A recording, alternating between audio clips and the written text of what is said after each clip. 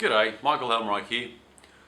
This little video is about opening up the front end of the T4 transporter. In the design of the vehicle, obviously the engine bay here is very tight for access. So what they've done is designed a way of giving you some extra elbow room in the front here of the bay by lifting this grille out and forward a few inches. Now that's obviously just enough to get in there with tools to do most little tasks and so forth. Funny enough, most of the tools, although it won't look like it, are provided in your toolkit, which comes with the jack, which I've taken out of the back. Okay, of course you don't need the jack for this job. Another thing you don't need is the wheel brace, but underneath the wheel brace there's a little black gizmo, which doesn't look like much, but that's an important tool which we'll see later. I'll actually just put that maybe there.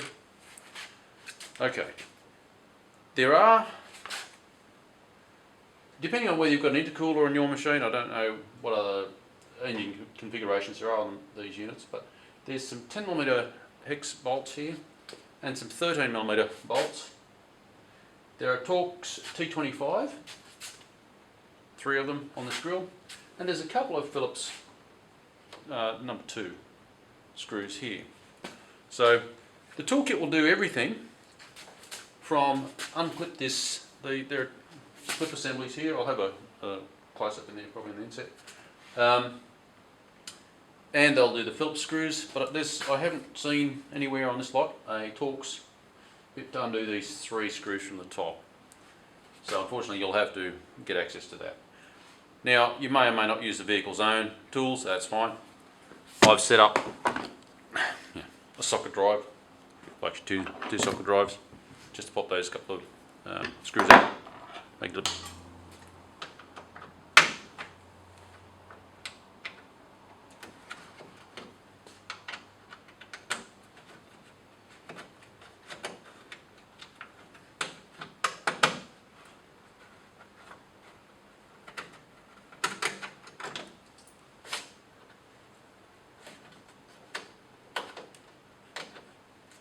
that's those 3. The Phillips screws.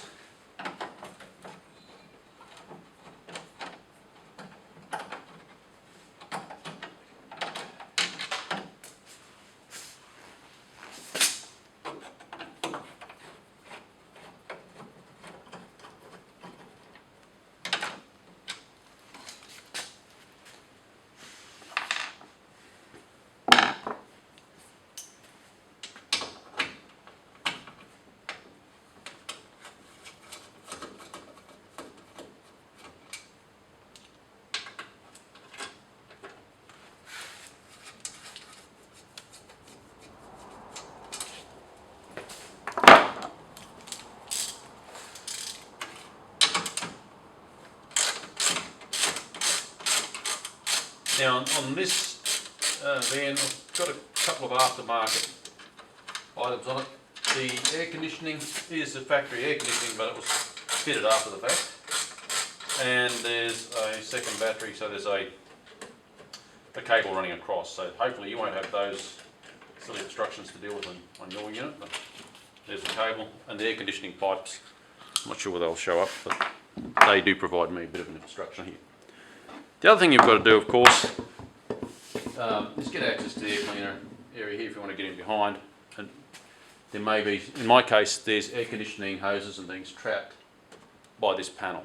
So I may have to release that. In fact, I'll do that now.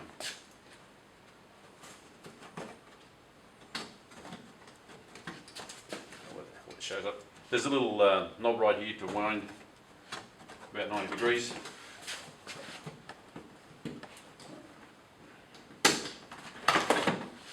Pay attention, there are a number of tabs on this panel at the rear and so forth. Pay attention to how they are parked in the unit so you can replace it back in the same location.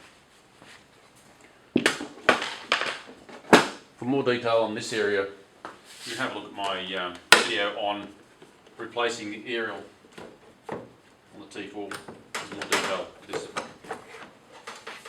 So that's just got in those 2 items out of the road. What else to do here? Now that black plastic gizmo that I showed you earlier in the bottom of the toolkit, that's used, let's see if we can get a shot, to pull this panel off.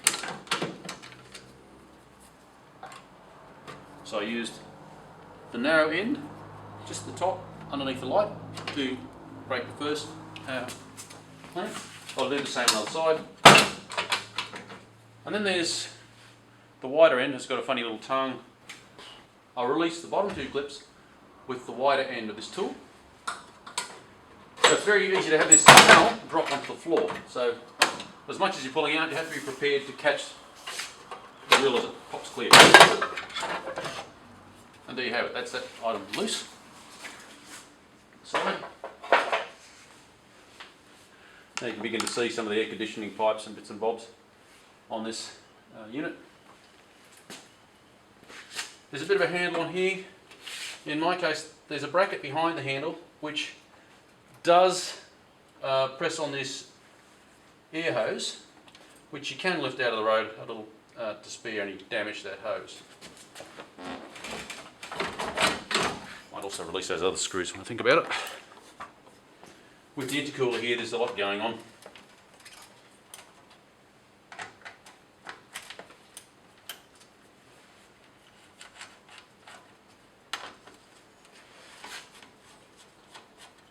Never ceases to amaze me how efficient these little drive tools are.